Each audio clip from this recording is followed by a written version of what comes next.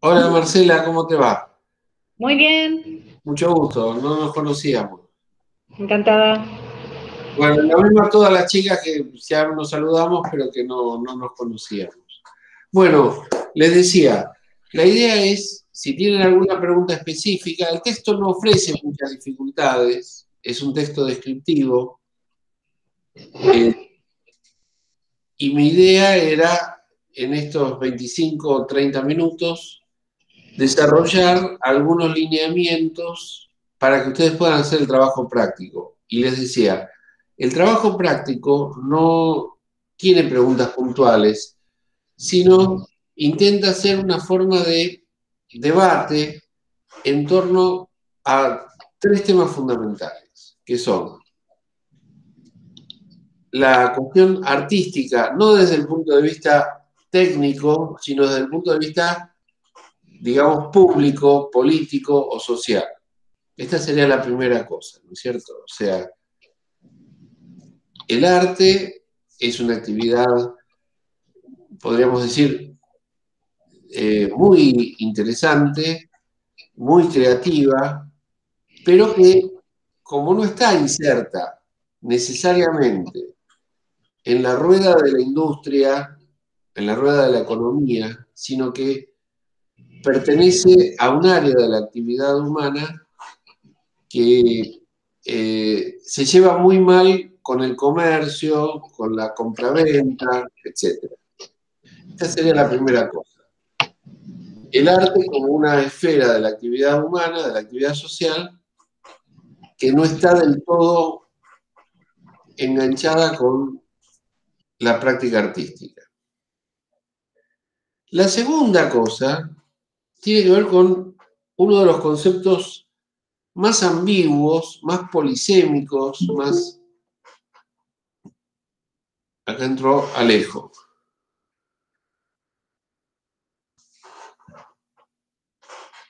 Hola Alejo, ¿cómo te va?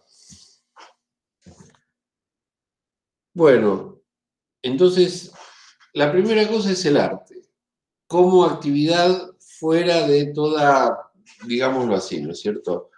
Eh, Pretensión mercantil, pretensión económica, etcétera. Por supuesto que los artistas tienen sus problemas de supervivencia, pero la actividad en sí misma es una actividad que aspira a otra cosa y no, por ejemplo, eh, un ingeniero en sistemas persigue el objetivo de ofrecer su conocimiento, su profesionalismo, su habilidad y ponerla al servicio de alguna demanda específica. ¿Cuál es la demanda específica del arte? Bueno, no hay demandas específicas. O mejor dicho, esas demandas son tan amplias, tan generales, que no han logrado cuajar con la rueda de la economía. Esta sería la primera gran esfera como para ir viendo las preguntas. La segunda gran esfera tiene que ver con lo que les decía hace un ratito, la ambigüedad, la polisemia, las muchas acepciones que caben dentro de la palabra cultura. Bueno, el texto las trata, no sé si a todas, pero hay muchas, muchísimas. La cultura como un espectro, digamos, de la creatividad, del ingenio, etcétera, o la cultura como un área específica de la organización de la sociedad, donde están las tradiciones, las creencias, eh, el dinamismo de las ideas, ¿sí? Entonces, por ejemplo, un filósofo pertenecería a la cultura, un educador también, pero también hay áreas de la cultura que son menos frecuentadas, como por ejemplo, digamos, la música de vanguardia, etcétera. Bueno, primero, ¿qué es el arte sin la economía? Segundo, ¿qué es la cultura dentro de la sociedad? Y el tercer capítulo, digamos, es lo que yo llamo lo cultural. ¿Por qué lo cultural no es necesariamente la cultura? Bueno, precisamente por la enorme cantidad de acepciones que tiene la palabra cultura es que yo propongo descartar esta noción, no descartar a la cultura, sino no usar como categoría analítica el término, el concepto de cultura, porque hay muchos conceptos de cultura y uno no sabe de qué está hablando cuando habla de cultura. Es como si dijéramos, mira, abrimos la caja de herramientas y nos encontramos con un martillo, que vendría a ser la noción tradicional de cultura, que tiene ciertamente muchísimos usos, pero no el que nos sirve para entender la problemática artística, es decir, para ir a la primera esfera. Y como el artículo pretende abrir algunos interrogantes respecto del uso político, del uso, podríamos decir, pícaro, astuto, indebido, de la creatividad artística por las instituciones estatales o no gubernamentales que patrocinan y promueven el arte, ¿sí? Entonces tenemos arte, cultura y lo cultural como una especie de maquinaria en la cual se plantean cuestiones que la sociedad capitalista específicamente viene profundizando, viene utilizando desde hace mucho tiempo. ¿A qué se debe esto? Y con esto empezamos a hablar en primer lugar de lo cultural. Se debe fundamentalmente a que la organización de la sociedad moderna, y esto incluye nuestros días, no se puede permitir la marginalización de grandes sectores de la población. No se lo puede permitir. Pero revisemos esto. ¿Qué significa marginal? El que vive fuera de la corriente principal. En lugar de vivir en la avenida central, vivir significa desarrollar la vida en familia, con una profesión, asegurarse el sustento, no tomar deudas, no entrar en problemas, no salir de la órbita de lo permitido. ¿Qué pasa cuando una sociedad no puede integrar a grandes capas de la población? Por ejemplo, los jóvenes, por ejemplo, los pobres, por ejemplo, los migrantes, los que llegan de otros países. ¿Qué pasa cuando no puede hacerlo?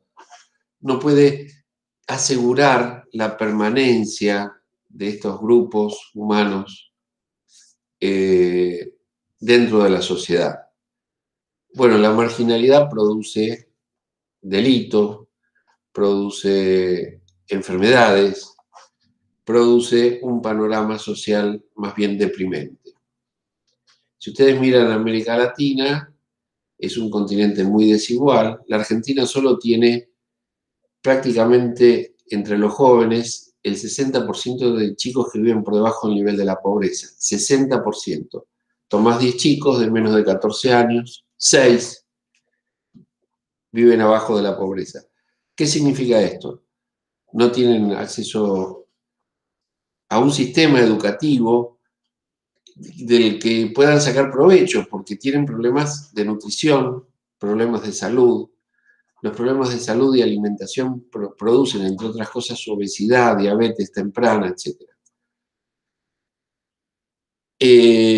Sus padres no les han podido asegurar un sustento mejor porque ellos también tienen sus problemas, o están presos, o están desocupados. Es decir, la marginalidad aumenta.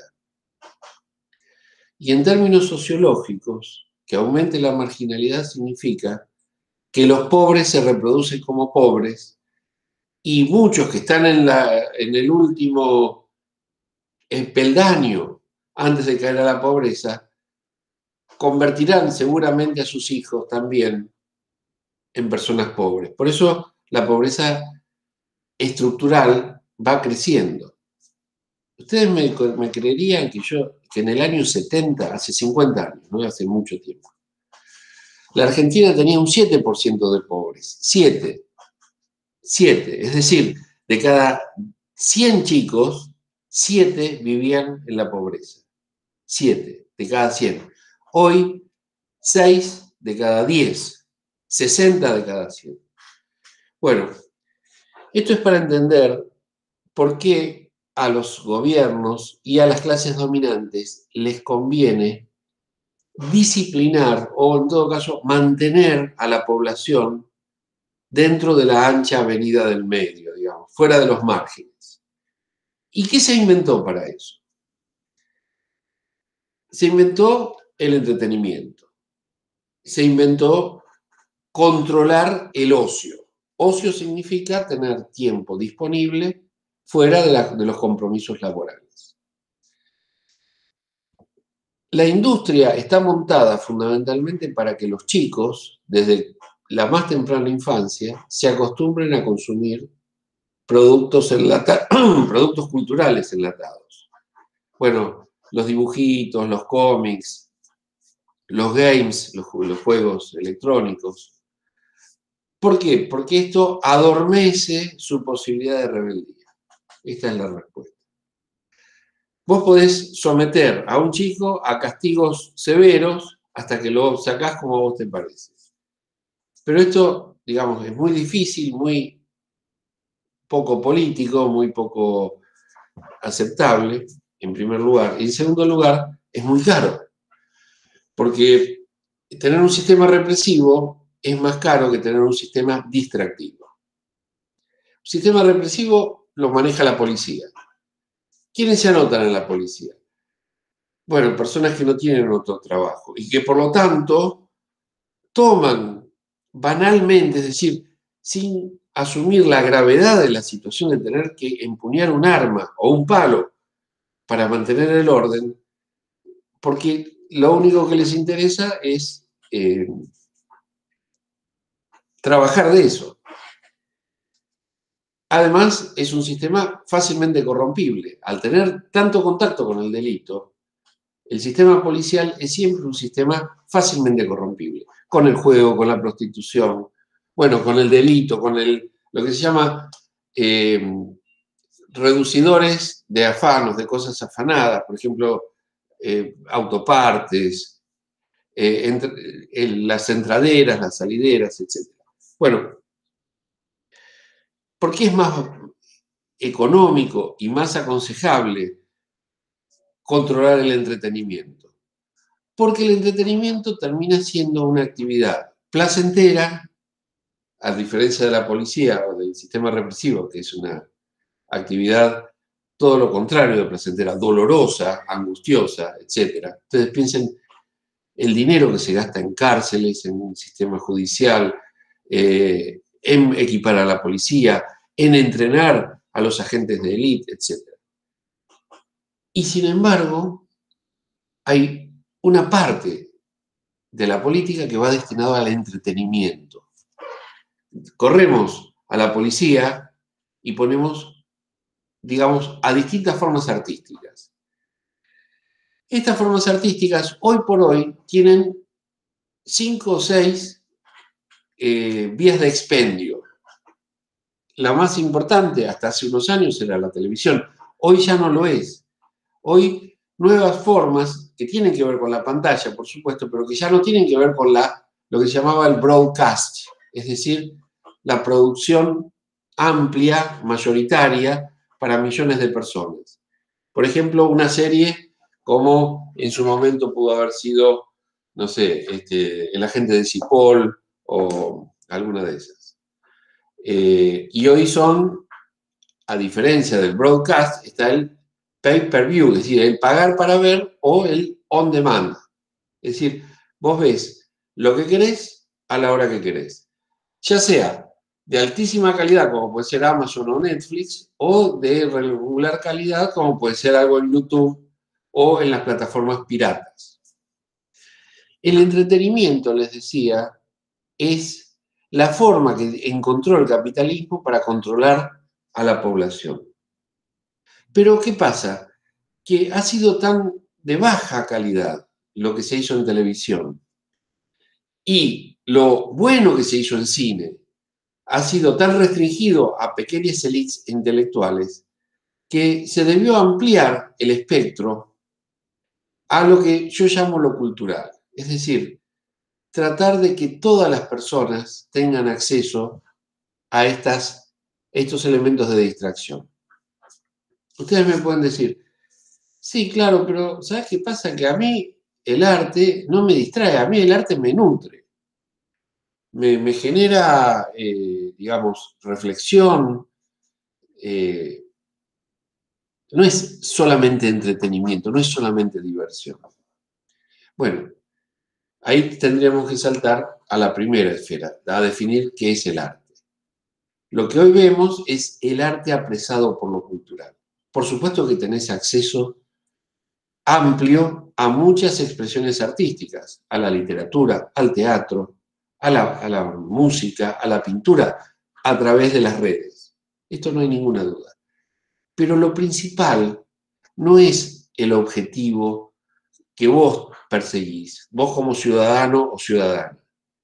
Lo principal es cuál es la función con la que la tecnocracia, el gobierno, digamos, no el nacional, sino los gobiernos de las sociedades capitalistas, consienten, permiten e incluso promocionan el control del ocio. Y ahí es donde el arte termina siendo apresado por lo cultural. Pasemos a la segunda esfera, que es la cultura en el sentido amplio del término.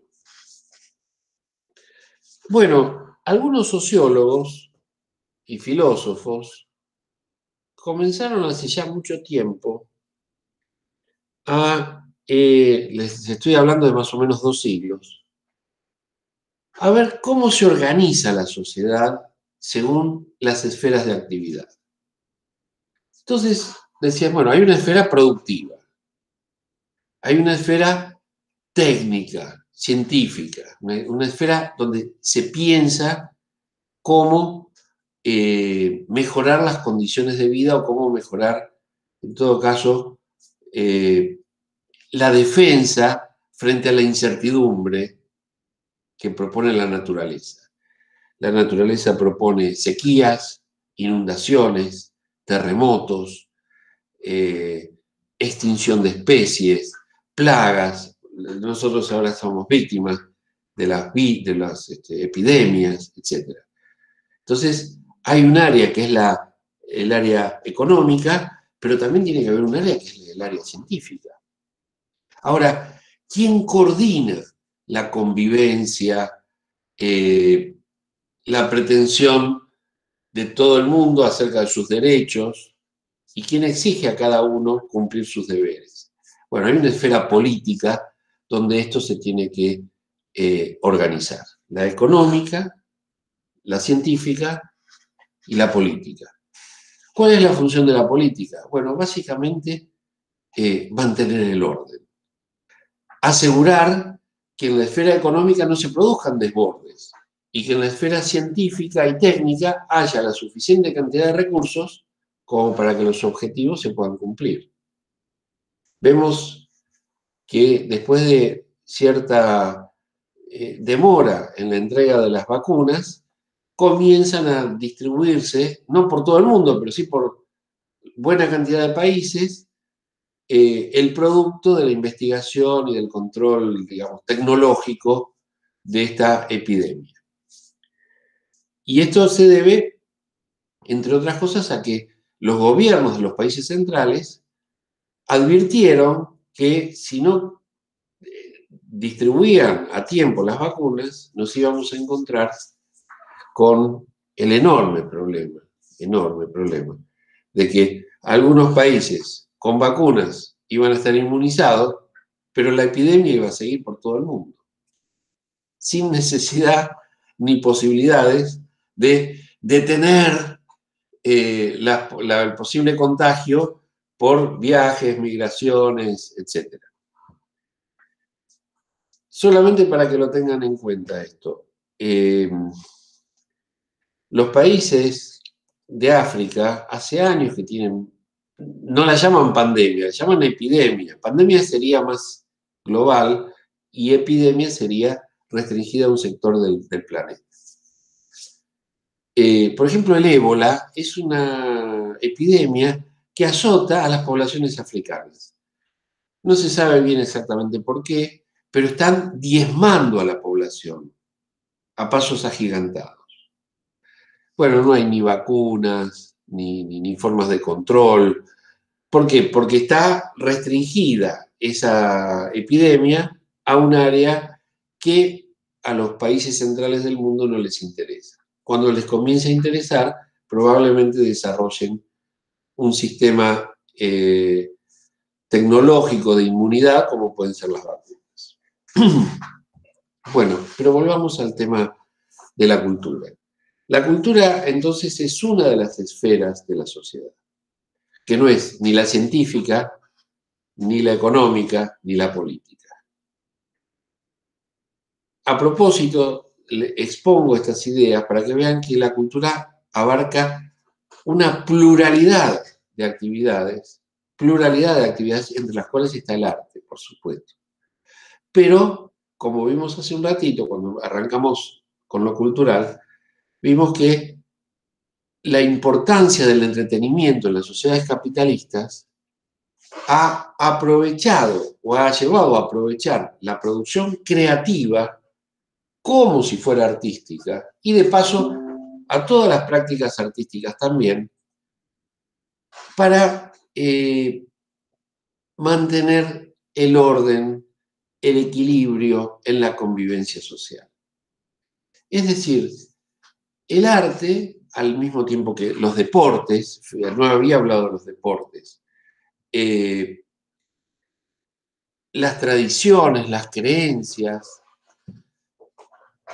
las modas, son áreas de la actividad social que no podemos englobar ni en lo económico, ni en lo político, ni en lo técnico-científico. Es como el resto. Por supuesto, cada una de estas subcategorías, arte, deporte, moda, costumbres, tradiciones, creencias, encuentra en algún punto su medio económico de subsistencia. Bueno, el deporte, ustedes ven lo que pasa con el fútbol, con el básquet en la NBA, etc. Es decir, tratan de organizarse al modo capitalista, convertir su producto en una mercancía de bajo costo, pero de alta cotización para poder establecer importantes ganancias. Este es un punto. El deporte lo ha logrado en algunas de sus disciplinas. Qué sé yo, no sé. El juego de bochas no tiene demasiada inserción en el mercado capitalista global. Pero piensen en lo que es el fútbol, o el básquetbol, el tenis, para no seguir enumerando, son los principales referentes de la comercialización de la esfera cultural, no en la parte artística, sino en la parte, pongámosle, deportiva. Pero hay otros deportes que no tienen inserción económica global. ¿Por qué? Simplemente porque no se ha generado un mercado que les permita desarrollarse como se desarrollaron, por ejemplo, el básquet, el mercado de pases del fútbol, etc. Otras actividades, como por ejemplo la moda, el diseño, etc., se han podido congeniar con la industria, es decir, con la esfera económica. Y muchos diseñadores diseñan lo que se llama el packaging, los envoltorios, diseñan marcas, diseñan, bueno, el diseño de la indumentaria, hasta el diseño de los anteojos, etc. Vive o logra sobrevivir a través de la comercialización de sus creaciones.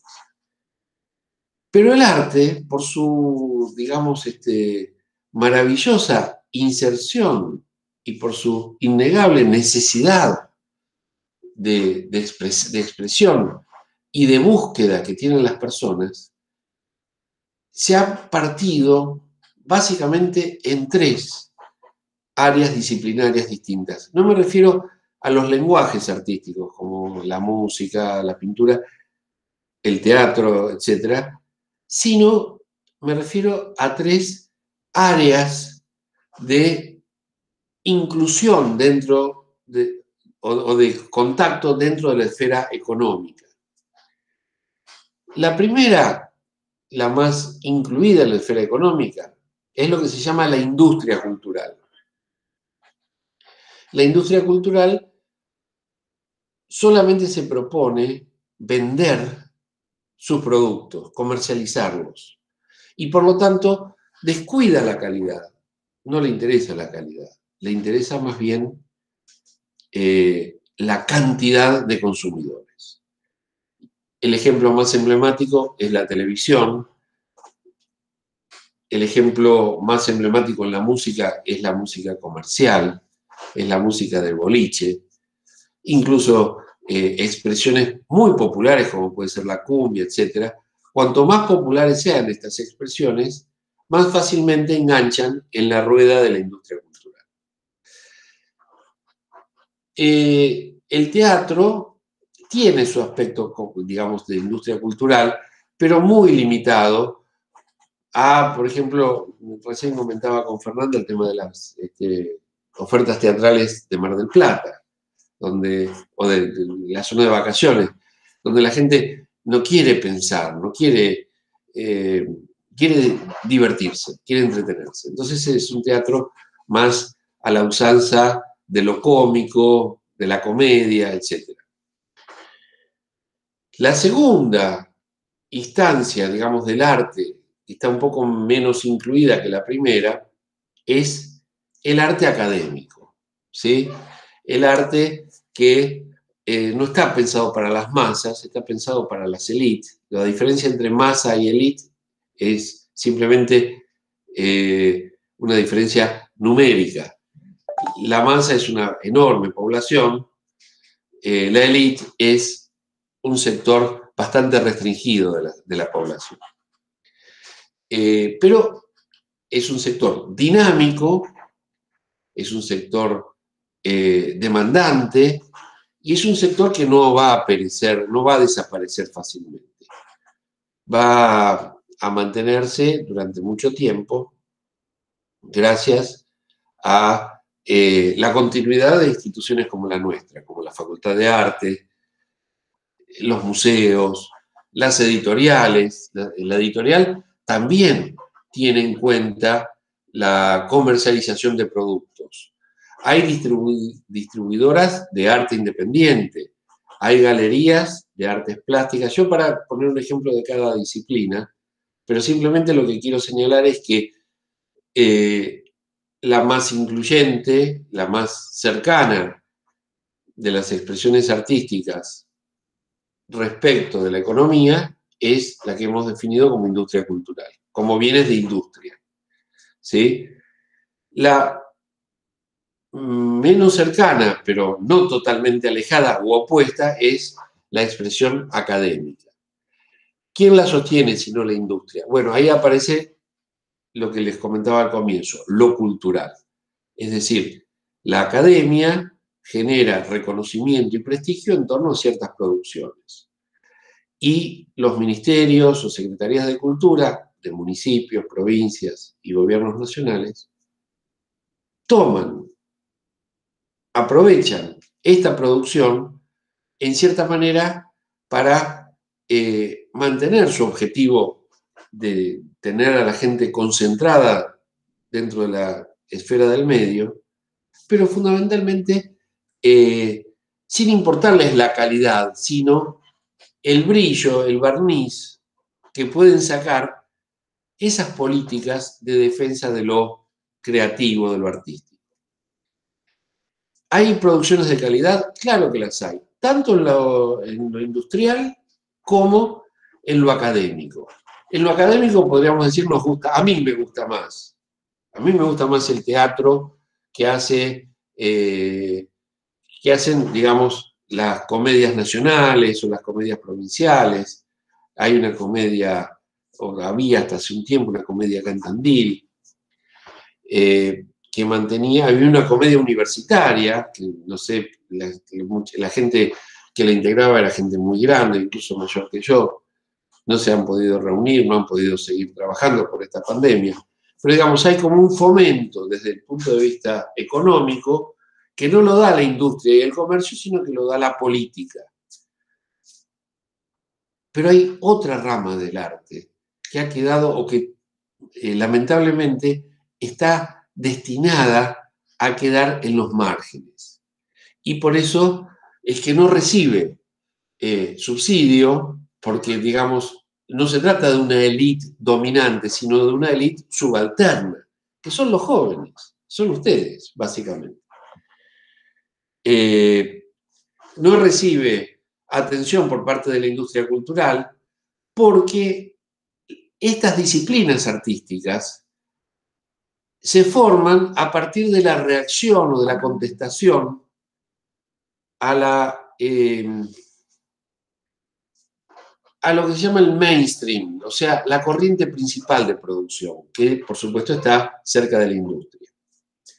Entonces tenemos industria cultural, arte académico, en segundo lugar, y arte, vamos a llamarlo de vanguardia. ¿Por qué de vanguardia?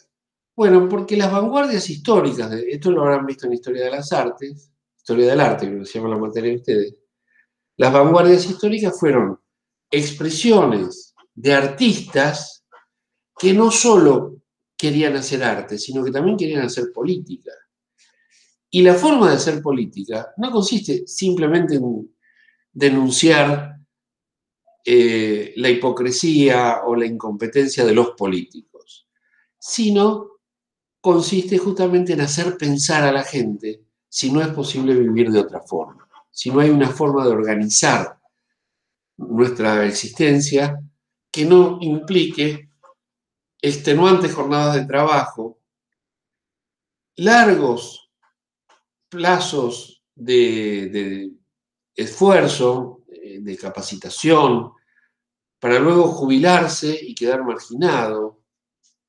Vamos, si no hay una forma de vivir que no implique, como implica la forma conocida, el sacrificio de tanta gente en procura del dinero, la satisfacción del consumo y alguna que otra chuchería más. Bueno, estas son como las tres grandes preguntas, ¿sí?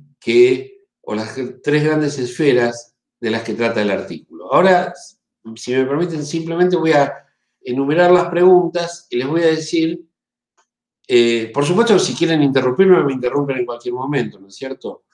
Por si yo no me explico o por si lo que yo explico a ustedes les parece que se podría decir de otra forma o que habría que decirlo de otra forma. Bueno, lo que les voy a proponer ahora es simplemente una lectura de las preguntas y una orientación acerca de cómo intentar las respuestas.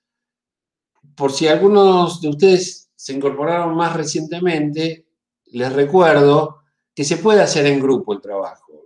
En la medida en que se puedan reunir y puedan trabajar, no es obligación hacerlo individualmente, pero a veces es inevitable si uno vive lejos o no tiene buena conectividad o no coinciden los tiempos, etc.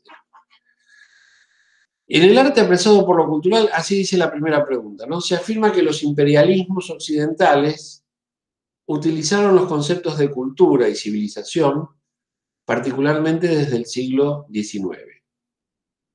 A partir de los debates y autores referidos en el artículo, rastrear en el texto las referencias a esa matriz de pensamiento a propósito de la noción de arte. Lo que yo me propongo, o lo que yo les propongo, es que ustedes desarmen, desarticulen la visión monolítica de lo que es arte.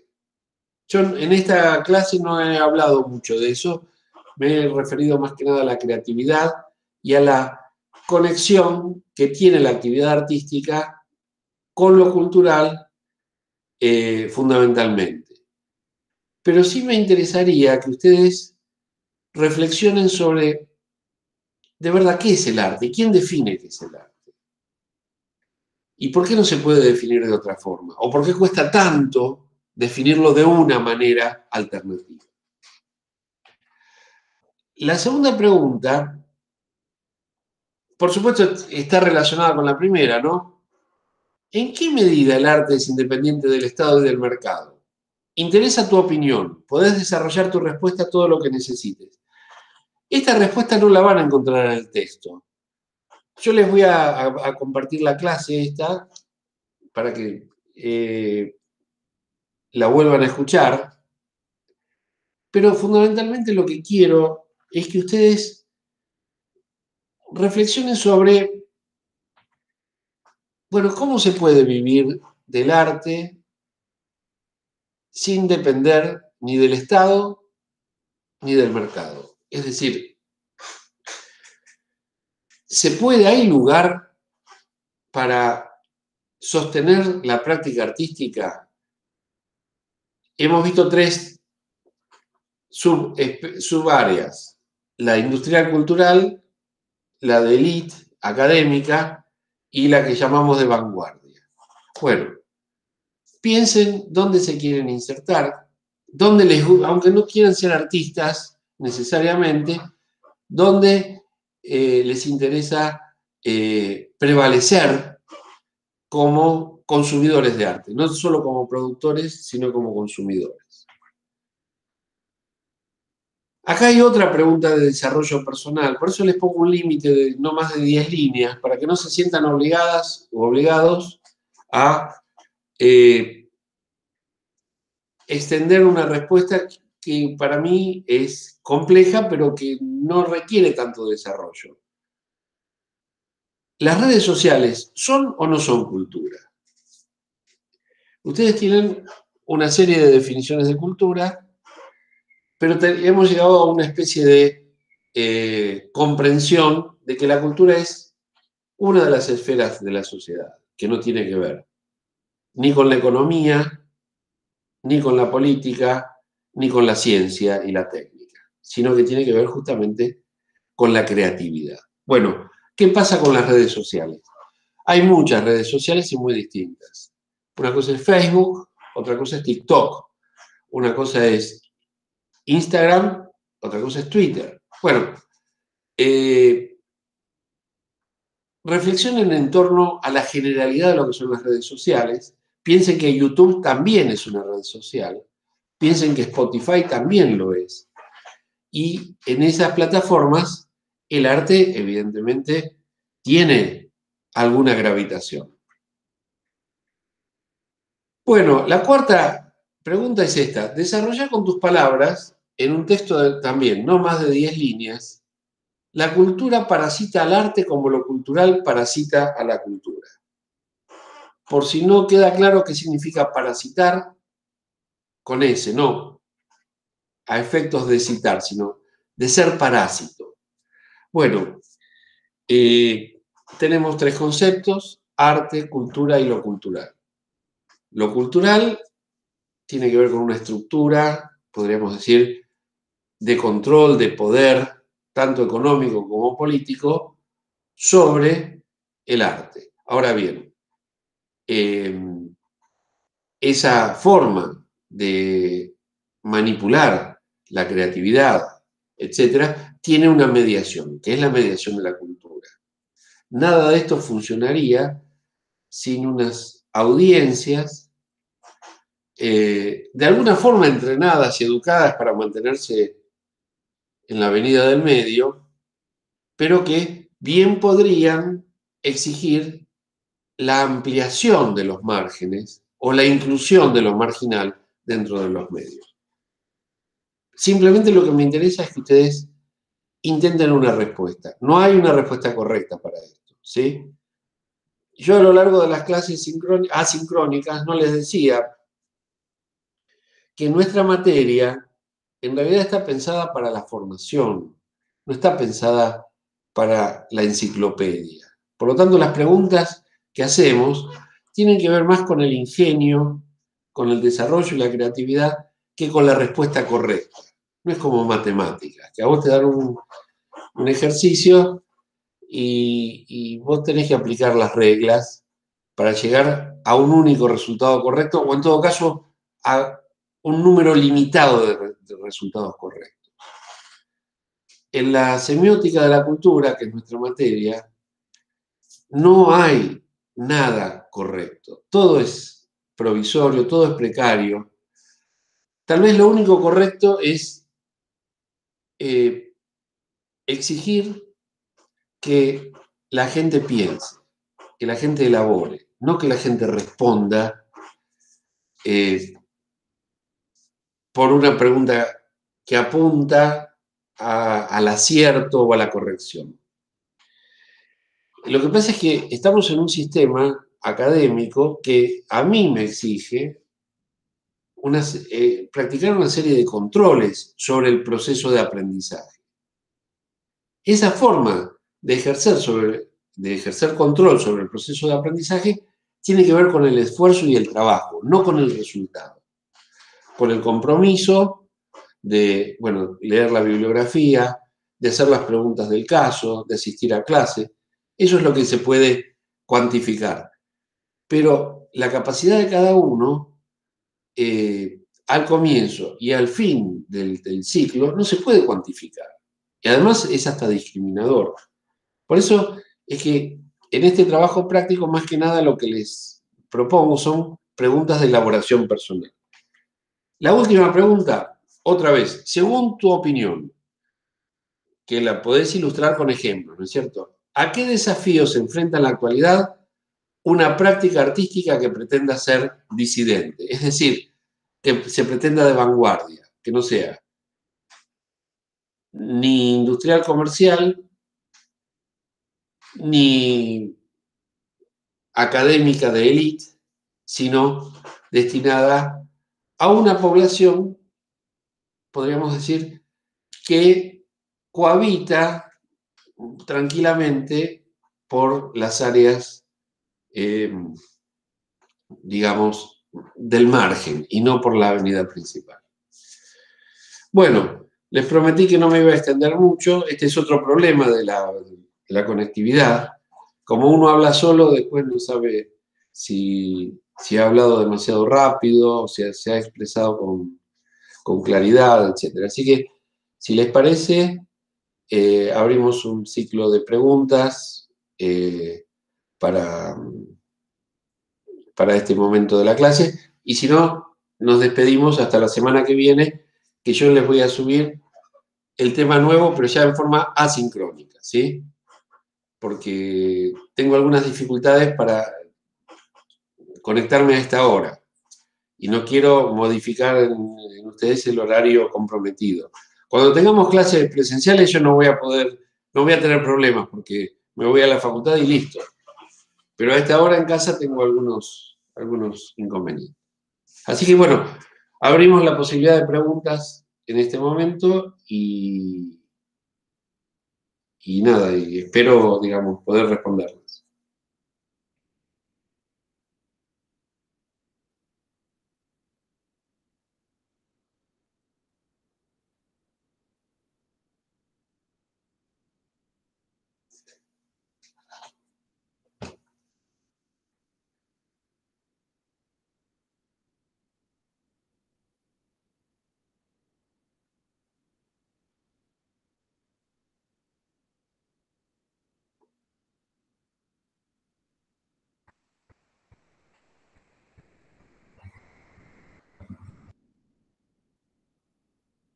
Bueno, nos veríamos entonces de forma asincrónica la semana que viene, ¿sí? Cualquier duda, por supuesto, me escriben y yo respondo lo más rápido que pueda. ¿Ok? Buenísimo, gracias. Gracias. Gracias a ustedes. Nos vemos. Muchas gracias. Chao. Hasta luego. Chao, chao, chao.